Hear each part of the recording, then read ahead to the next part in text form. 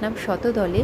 তখন ভোরের আলো ফুটে গেছিলো, তো লাইটিংটা অতটা ভালো বোঝা যাচ্ছিল না, কিন্তু থিমটা খুব ভালো ছিল। আর ভেতরে কিন্তু কাঁচগুলো অসাধারণ। আর কত কষ্ট দিবি মা, তুইও তো একটা মেয়ে আছে না বল? এক জীবনে কেমন করে সইব এত ধকল? সবাই কেন মনে করবে আমাকে ছোট ছেলের খেলনা? কাজ ফুরাই দেখ, ছুড়ে দেখ, আমরা এত ফেলনা। আমরা কি শুধুই মুখের জিনিস?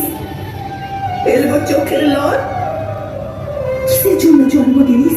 আর বারাসাতে কিন্তু আমার সব কটা প্যান্ডেলের মধ্যে কিন্তু এই প্যান্ডেলটা অসাধারণ লেগেছিল।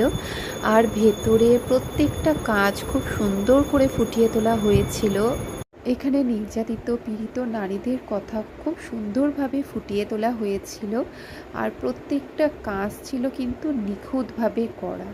তো সত্যি খুব সুন্দর করেছিল প্যান্ডেলটা, আর ভেতরটাও খুব সুন্দর ছিল। এক কথায় অনবদ্য হয়েছিল কিন্তু প্যান্ডেলটা, তো আমার পার্সোনালি খুব ভালো লেগেছিল।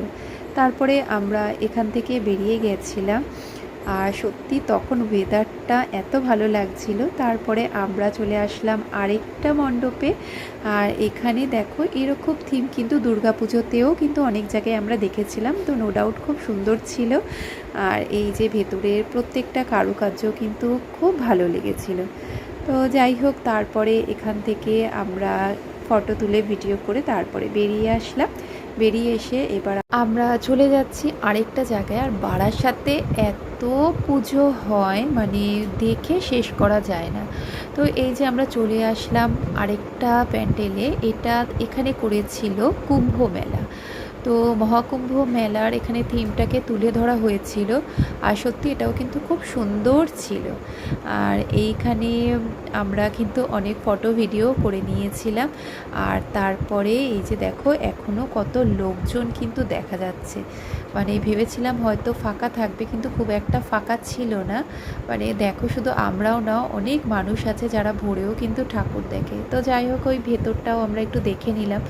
দেখে নিয়ে তারপরে আমরা বাড়ির দিকে রওনা দিচ্ছিলাম। তো তার আগে আমরা ভাবলাম চলো একটু চা খেয়ে নিই। তো চা টা খেয়ে আমরা আবার বাড়ির দিকে রওনা